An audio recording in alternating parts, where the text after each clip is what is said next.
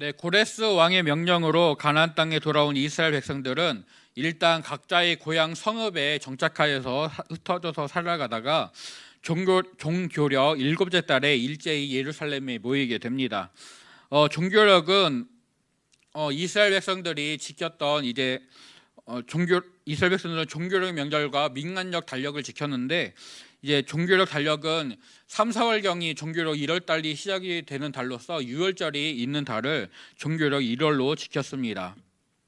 그래서 종교력 일곱째 달은 지금으로 따지면 양력 10월에서 11월에 걸치는 시기이고, 이때에는 이스라엘 백성들에게 아주 중요한 절기들이 모여 있었습니다. 민수기 28장과 29장 말씀을 보면 하나님은 이스라엘 백성들에게 매일 아침 저녁으로 번제를 드려야 된다, 또 안식일마다 번제를 드려야 된다, 매월 초하루에는 번제와 속죄제를 드려야 된다라고 명령하십니다. 그 중에 일곱째 달의 초하루에는 번제와 화목제를 드리면서, 그리고 속죄제를 드리면서 제사장들이 나팔을 불게 하셨습니다. 그래서 이 일곱째 달 1일은 나팔절이라고 부르면서 특별한 날로 지켰습니다. 그리고 일곱째 달에는 대속죄일, 그리고 지금의 추수감사절인 초막절 절기도 있었습니다. 포로에서 돌아온 백성들이 이 절기들을 지키려고 모두 예루살렘에 모이게 됩니다. 하지만 아직 성전이 지어지지 않았기 때문에 속죄일 절기는 지키지 못하고 나팔절과 이제 초막절만 지키게 되는데요. 속죄일 절기 때에는 대제사장이 제물의 피를 가지고 성전 안에 들어가서 그 성전과 성물들을 거룩하게, 피를 바름으로써 거룩하게 해야 했습니다. 그런데 아직 성전이 지어지지 않았기 때문에 이스라엘 백성들이 속죄일은 지키지 못하고 이제 일곱째 달에 모여서 나팔절과 초막절을 지키면서 성전을 건축할 준비를 하게 됩니다. 각 성에 흩어져 있던 백성들이 예루살렘에 모두 모이고, 당시 대제사장이었던 예수아와 그의 형제 제사장들, 그리고 총독이 된 스룹바벨과 그의 형제들이 함께 일어나서 제일 먼저 하나님의 제단을 만들고, 그 다음에 율법에 명령하는 대로 번제를 하나님께 드렸다라고 말씀하고 있습니다. 백성들이 모였고 종교 지도자들과 또 정치 지도자들이 함께 모여서 제일 먼저 하나님을 예배하기 위한 제단을 만들었다라는 것은 이스라엘 백성들이 자신의 조상들이 하나님을 버리고 또 우상을 섬기고 따르는 죄를 지어서 하나님의 심판을 받았었는데, 이제 그 조상들의 죄와 또 자신들이 지었던 그런 죄악들을 모두 하나님께 철저히 회개했다라는 것, 그리고 약속대로 자신들을 고향 땅으로 돌려보내신 하나님의 은혜에 감사하기 위해서 이곳에 모여 예배하려고 한다라는 것을 알 수가 있습니다. 포로에서 돌아온 이스라엘 공동체는 먼저 온전한 예배를 드리면서 오직 하나님을 찾고 구하고, 또 그럼으로써 그들의 공식적인 일들을 시작하게 됩니다.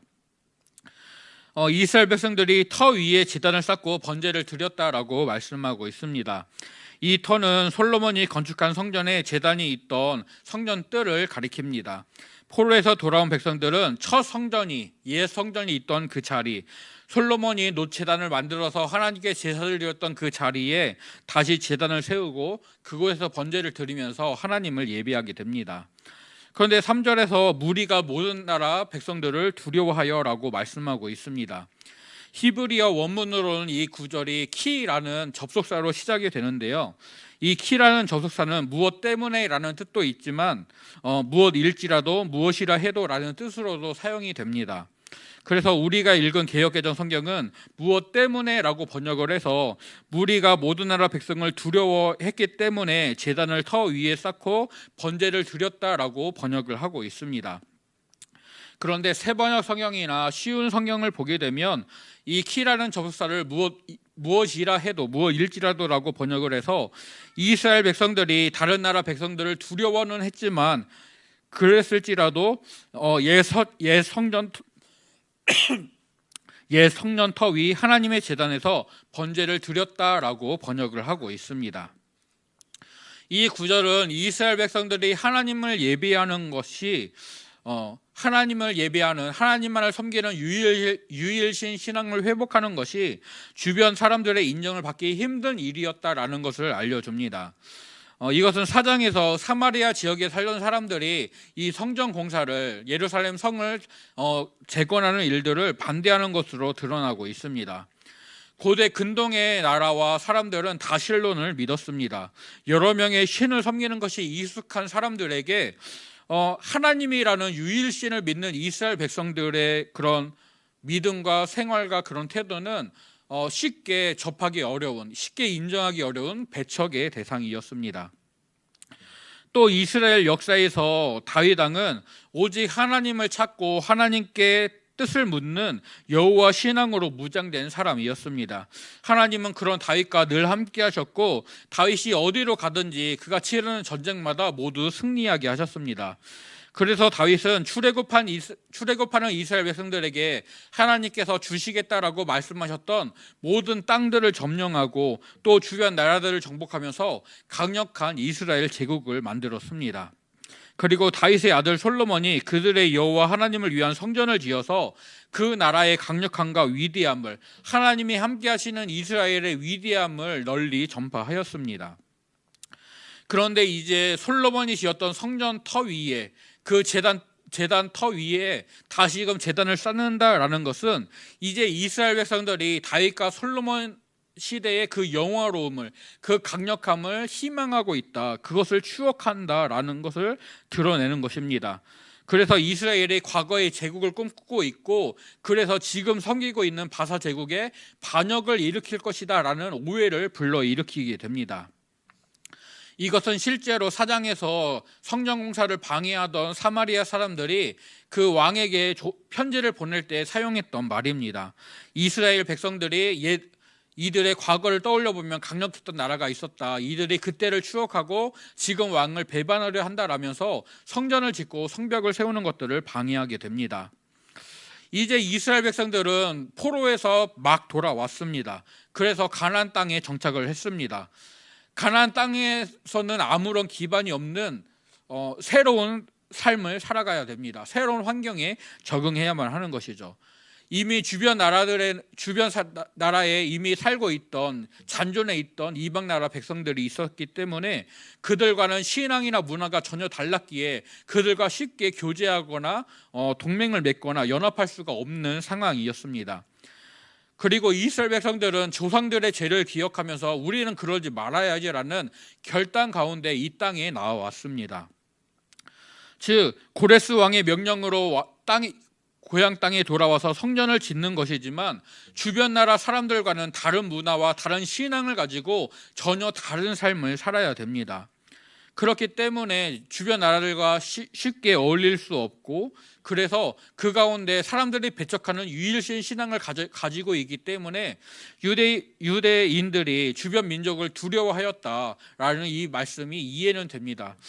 그럼에도 불구하고 백성들은 하나님을 예배하는 것을 포기하지 않고 솔로몬이 제단을 세웠던 그 자리에 다시금 제단을 세우고 하나님을 위한 예배를 시작하고 있습니다.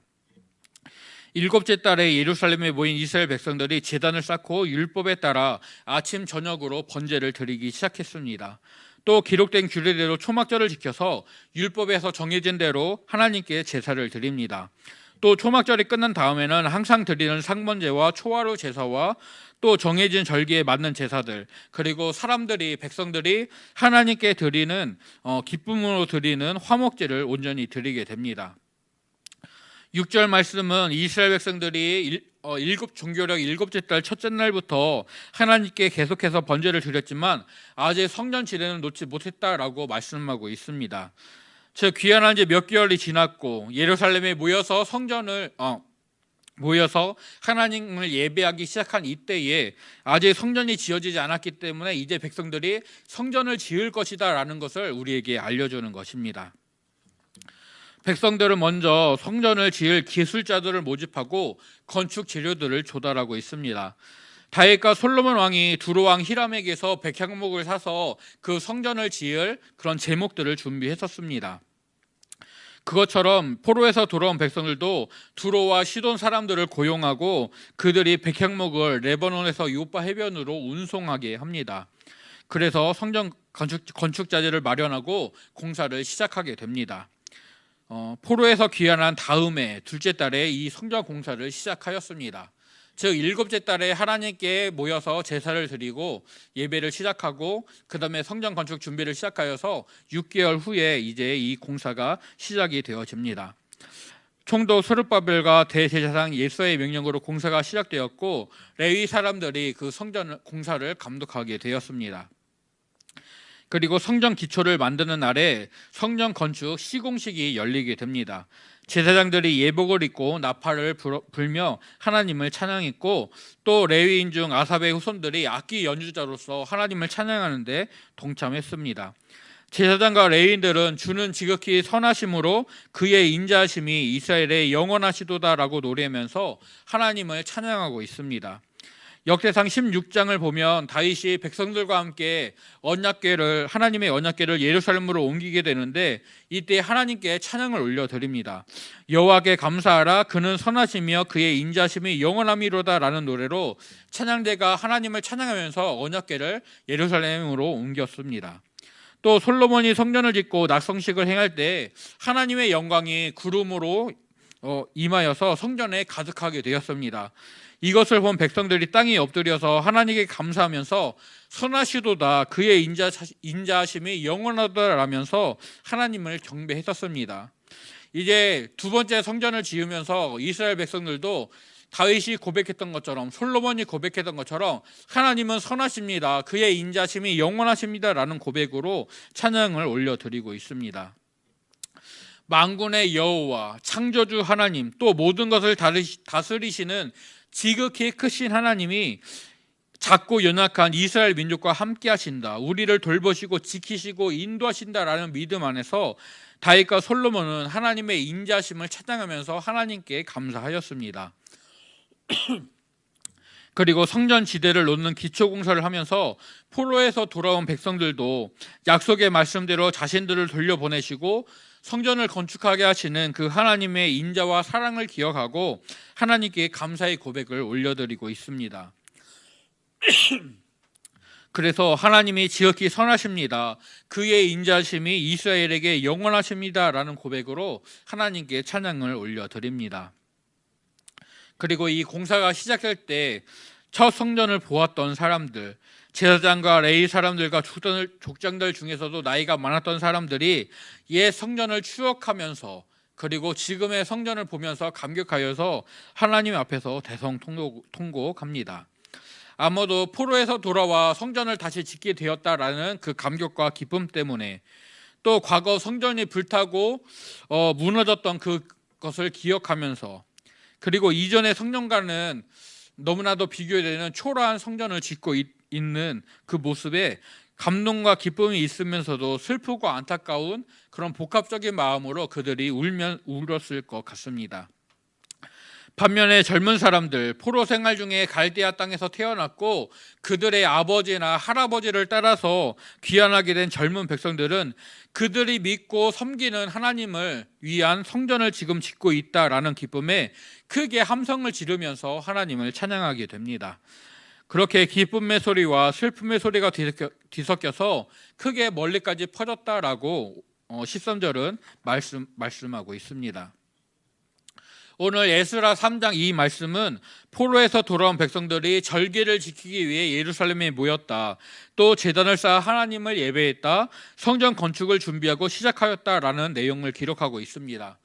어떤 이유에서인지는 알 수 없지만 포로에서 돌아온 백성들은 돌아오자마자 귀환하자마자 성전 건축을 시작한 것이 아니라 먼저 자신들의 고향 성읍에 정착한 이후에 일곱째 달에 모여서 예배를 드리고 성전 건축을 시작하게 되었습니다. 출애굽한 이스라엘 백성들이 가나안 땅으로 오게 되면서 요단강 동편의 아모리 왕 시온과 바산 왕 옥의 땅을 먼저 점령하게 됩니다. 그때 르우벤과 갓과 므낫세 반지파가 우리가 이 땅을 우리의 소유로 삼겠습니다. 이 땅을 우리에게 주십시오. 우리가 요단강 서편에서는 땅을 분배받지 않겠습니다라고 말을 합니다. 모세가 하나님께 물어서 허락을 받은 이후에 요단강 동편의 땅을 선택한 지파들은 자신들의 어린 자녀들과 또 짐승들을 위하여서 성읍과 우리를 짓고 그곳에 가족들을 남겨두고 보호할 수 있는 보호받도록 해놓은 다음에 군대를 조직하여서 다른 이스라엘 백성들 앞에서 그 전쟁을 치르면서 가나안 땅을 정복하게 됩니다. 즉 하나님께서는 이스라엘 백성들이 자신의 사명을 가나안 땅 정복이라는 사명을 감당할 수 있도록 먼저 성읍과 그런 우리들을 지어서 후방을 안전하게 한 다음에 자신의 가족들에 대한 염려를 없애게 하신 다음에 그 사명, 가나안 땅 정복이라는 사명에 매진할 수 있도록 그들의 삶을 인도해 주셨습니다. 포로에서 돌아온 백성들도 새로운 땅에 정착하고 살아갈 수 있는 그런 환경들을 먼저 조성했어야 했을 것입니다. 그래서 포로에서 귀환한 다음에 먼저 성전을 짓게 되는 것이 아니라 그들이 고향 성읍에 흩어져서 살게 되다가 7째 달에 모여서 하나님을 예배하고 성전 건축을 준비하고 그 다음에 2째 달에 성전 공사를 시작하게 됩니다. 이것을 공사를 하게 될 때 성전에서 사역하게 될 그 제사장들과 레위인들이 온전히 헌신하였고 백성들도 거기에 동참하였습니다. 이스라엘 백성들의 이 모습은 오늘 우리가 사명을 감당하고 또한 삶을 살아가는 이 가운데 균형을 이루어야 된다라는 것을 알려주고 있습니다. 사명을 위해서 우리의 삶이 거리낌이 되어서는 안 되고 또한 사명이 거리낌이 되어서도 안 됩니다. 물론 우리는 하나님의 자녀이기 때문에 사명과 삶이 하나님의 영광을 위해서라는 같은 방향으로 같은 목표를 가지고 나아가야 합니다. 그리고 하나님을 위한 사명과 사역에 거리낌이 없도록 하나님이 우리에게 허락해 주신 시간이나 건강이나 물질이나 이런 모든 삶들을, 특별히 우리의 마음과 행동들을 조정하고 우리가 온전히 헌신할 수 있어야만 합니다. 하나님께서 우리에게 허락해 주신 그 사명 또한 직분들, 그리고 우리에게 허락하신 그 삶들을 하나님의 은혜 아래에서 균형 있게 온전히 감당해내는 저와 성도님들이 되시기를 간절히 소원합니다. 이스라엘 백성들은 예루살렘에 모여서 제일 먼저 무너진 제단을 다시 쌓았습니다. 하나님께 번제를 제일 먼저 드리고 있습니다. 삶의 중심이 하나님이어야 한다라는 것을 인정하고 그들이 실천하고 있습니다. 과거 조상들이 하나님을 버려서 심판을 받았다라는 것을 기억하고 그들은 우리가 오직 하나님만 섬기겠습니다, 하나님께만 순종하겠습니다라는 것을 결단하고 있습니다. 그래서 하나님이 정하신 규례대로 제단을 쌓고 율법에 따라 번제를 드리게 됩니다. 하나님을 위해 자신의 시간과 자신의 몸과 자신의 물질을 들여서 온전한 예배 가운데 하나님께 나아갑니다. 오늘 우리도 이 믿음으로 충만하기를 간절히 소원합니다. 내 삶의 중심이 하나님이셔야 한다라는 것을 우리가 인정하고 그 믿음의 삶을 온전히 살아내기를 축복합니다. 우리가 먼저 모든 일에 하나님을 찾고 또 예배하고 기도할 수 있는 저와 성도님들이 되시기를 간절히 소원하고 축복합니다. 이스라엘 백성들의 포로 생활을 하고 있다가 성전을 건축하라는 하나님의 명령이 고레스 왕을 통하여서 주어졌습니다. 또 하나님의 감동하심을 받고 순종한 자들이 돌아와서 이 성전 공사를 시작하게 됩니다.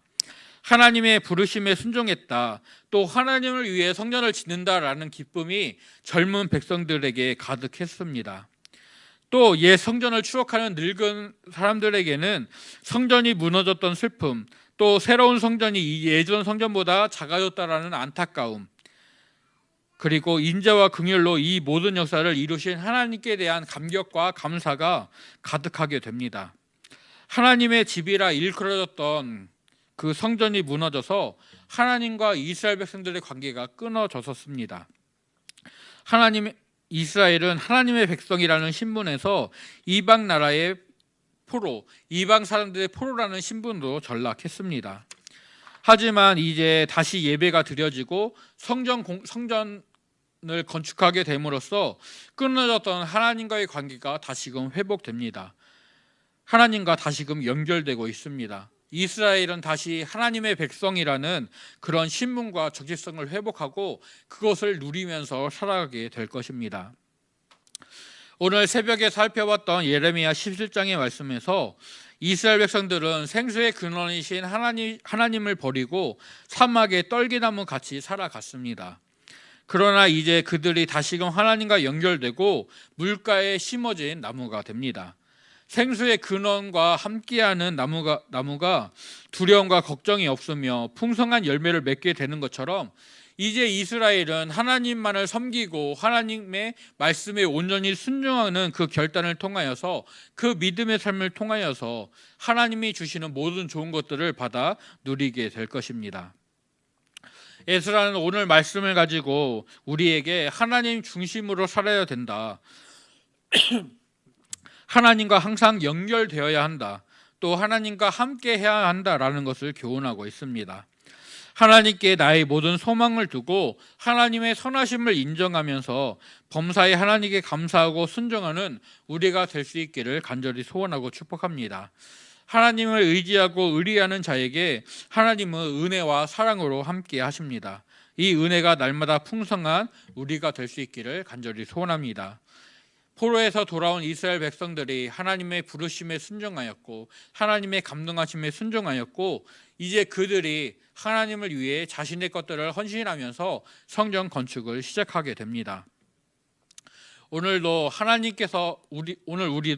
하나님께서 우리와 함께 하시고 우리의 삶을 돌보신다라는 것을 분명히 기억하고 우리의 모든 것을 하나님을 위해 헌신할 수 있는 믿음의 사람이 되기를 간절히 소원하고 축복합니다.